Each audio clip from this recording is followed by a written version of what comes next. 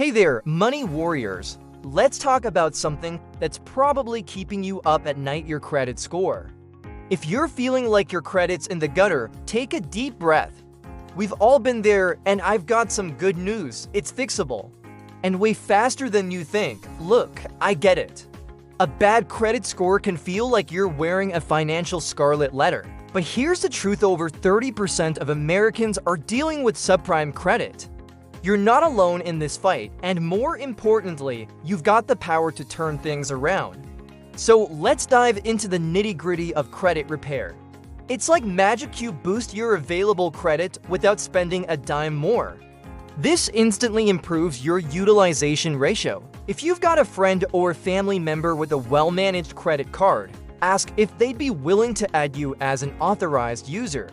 You don't even need to use the card. You're just piggybacking on their positive credit history. It's like getting a credit score boost by association. Every payment you make on time, every dollar you chip away at your debt, that's you taking control of your financial future. And that's something to be proud of. Just make sure you're not tempted to spend more just because you can.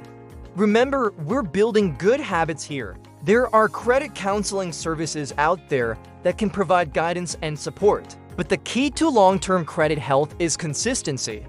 Set up automatic payments so you never miss a due date. Keep an eye on your credit utilization. And regularly check your credit report to catch any issues early. Sometimes having an expert in your corner can make all the difference. While you're working on improving it, don't neglect other aspects of your money management. And compare yourself to others or get discouraged if things don't improve as quickly as you'd like. Every step forward is progress, and you should be proud of the effort you're putting in. Remember, you've got this, and I'm rooting for you every step of the way. Here's to your financial success. Build up an emergency fund, even if it's just a few dollars at a time. Start thinking about your long-term financial goals. The habits you're building now will serve you well in all areas of your financial life. I know it's tempting to shut down that card you never use, but older accounts actually increase your credit age. And in the world of credit, older is better. So keep those accounts open, even if you only use them for a small purchase once in a blue moon. We're not talking about quick fixes or shady hacks here. It's about opening doors to better financial opportunities and giving yourself more options in life. So keep at it, stay consistent, and watch as your hard work pays off. Nope, we're going to focus on solid, proven strategies that actually work. Request your free credit report from Annual Credit Trip. Comment's your right, so take advantage of it. Go through that report with a fine-tooth comb. But stick with it because the payoff is worth it. Imagine walking into a bank for a loan and feeling confident instead of nervous. Picture yourself getting approved for that rewards card you've had your eye on. That's the power of good credit. It can make you feel embarrassed, stuck, or like you're never going to get ahead. But I want you to know that your credit score doesn't define you. It's just a number, and numbers can change. If you spot any errors, it's time to put on your detective hat and dispute them. A simple fix could give your score a quick boost, because fixing your credit isn't about tricks, it's about building good habits and making smart moves. Did you dispute an error successfully? That's a win. Paid more than the minimum on your credit card this month? Another win. Each of these actions is a step towards financial freedom. First things first, you've got to understand what's hurting your score. It's like going to the doctor: you caught and treat the problem if you do and know what's causing it, right?